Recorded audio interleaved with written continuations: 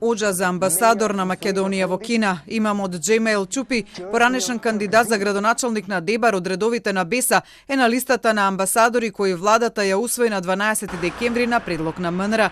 Освен што е Оđа, во биографијата на Чупи е наведено дека студирал на Универзитетот на Југоисточна Европа во Тетово, дека е доктор по политички науки и оти предава на Универзитетот за бизнис и технологија во Приштина. Сепак и покрај професионалното доусовршување, на YouTube може да се најдат снимки од 2014-та на кои се гледа како Чупи држи проповеди во Германија. Тој инаку бил дел од медресата Иса Беј во Кондово. Името на Чупи за амбасадор дошло на предлог на алтернатива на Африм Гаши, од каде за Телма велат дека Чупи е избран зашто е специјализиран во областа на дипломатијата со научно звање магистар на дипломатија, но и отитековно работел на истражување во областа на меѓународните односи. Инаку актуелниот закон за МНР овозможува именување на амбасадори од редот на истакнати личности од областа на надворешната политика, меѓународните односи, меѓународното право, науката и културата.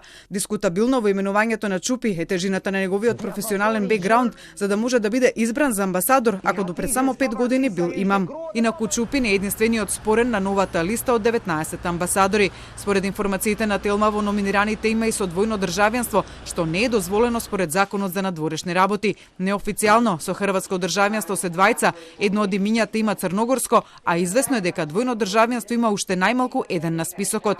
Шефот на државата Стево Пендаровски вчера најави дека нема да потпише упатување за нов амбасадор доколку тој има двојно државјанство, бидејќи не сака да го прекрши законот. Пендаровски побарал од службите сите предлози за амбасадори и формално да се проверат. Освен двојното државјанство на списокот на амбасадори, како што дознава Телма, има име за кое во моментов се води судски процес.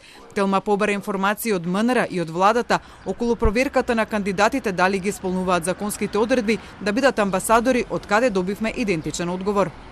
Што се однесува до исполнетоста на условите за именување амбасадор, се докажуваат со соодветни документи кои кандидатот ги приложува. Имено, кандидатот доставува изјава заверена на нотар дека не е државјанин на друга држава, како и потврда за неосудуваност. Министерството не врши друг тип на проверка на овие факти. Од МНР при тоа наведуваат дека во рамки на своите законски обврски, тие децидно стојат на ставот дека нема да биде испратен за амбасадор ниту еден кандидат кој нема да ги исполни формално правните услови предвидени за амбасадор. Од кабинетот на претседателот на државата пак не добивме одговор дали од негова страна е завршена проверка на 19 имиња за амбасадори кои владата ги усвои на 12 декември и му ги достави и дали доколку се утврди неправилност имињата ќе бидат вратени како предлози на владата.